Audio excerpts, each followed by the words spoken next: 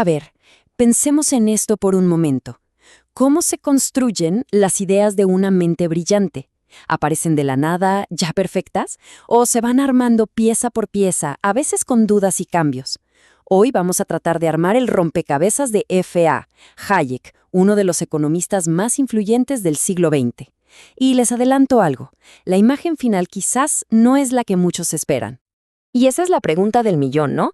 ¿El viaje intelectual de alguien como Hayek fue una línea recta, un plan maestro que siguió al pie de la letra desde el principio?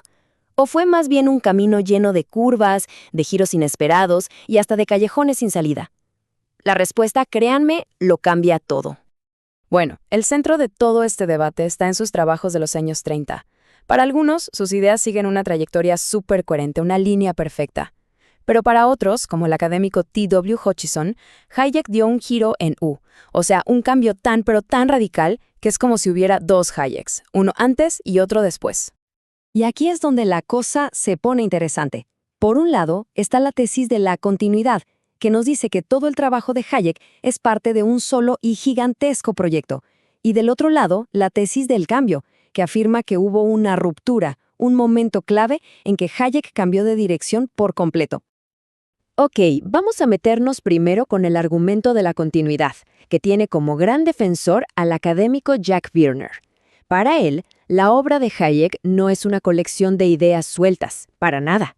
Es más bien como un edificio imponente, construido de forma sistemática, ladrillo por ladrillo, desde los cimientos. Esta frase de Wierner es la clave de todo su argumento. Él veía a Hayek casi como un arquitecto del pensamiento. ¿Cómo funcionaba? Primero, identificaba un problema. Después, diseñaba el plano metodológico para resolverlo. Y finalmente, construía la solución de forma metódica. Muy ordenado todo. Según Wierner, todo el proyecto de Hayek se apoyó, desde el mismísimo comienzo, en 4 principios fundamentales. Ahora, los 2 más importantes para nuestra discusión de hoy son el individualismo metodológico y el subjetivismo.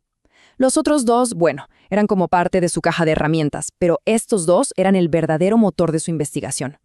Entonces, la historia que nos cuenta Wierner es más o menos así. El individualismo metodológico de Hayek lo llevó a reformular por completo la teoría del capital, y su subjetivismo, o sea, su enfoque en cómo cada persona percibe el mundo, lo guió hacia su famosísima teoría sobre el conocimiento en los mercados. Una historia perfecta, ¿verdad?, donde cada pieza encaja. O al menos, eso es lo que dice la teoría. Pero, ¿qué pasa cuando dejamos la teoría y abrimos los libros del propio Hayek?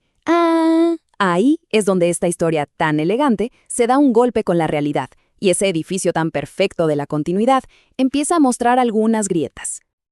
Pensemos, si la teoría de Wierner es correcta, los primeros textos de Hayek deberían estar repletos de referencias a estos principios.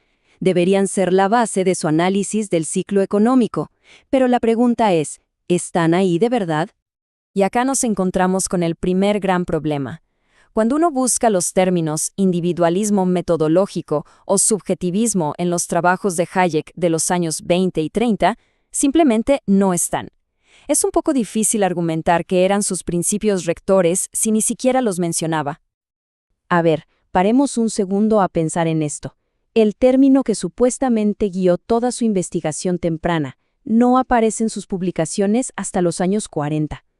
Es una pieza del rompecabezas que, por más que intentemos, no encaja en ningún lado. Pero quizá lo más revelador de todo es esto. En sus primeros trabajos, Hayek no analiza las decisiones de individuos. No, analiza grandes sectores de la economía. Su punto de partida no es la persona, es el agregado, el conjunto, lo que choca de frente con la idea de un individualismo metodológico estricto. Entonces, ¿cómo es posible que 2 interpretaciones sean tan opuestas? La respuesta, como muchas veces, está en la confusión.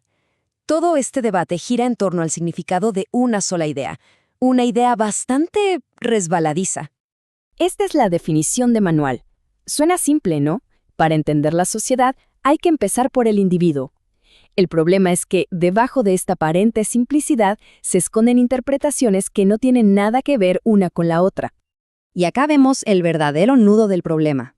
Individualismo metodológico no significa lo mismo para todos. Para Karl Menger, era entender cómo las necesidades de una persona terminan creando instituciones como el dinero. Para Ludwig von Mises, era toda una ciencia del hombre que actúa. Y para la economía mainstream, son modelos matemáticos de consumidores. 3 mundos diferentes bajo la misma etiqueta.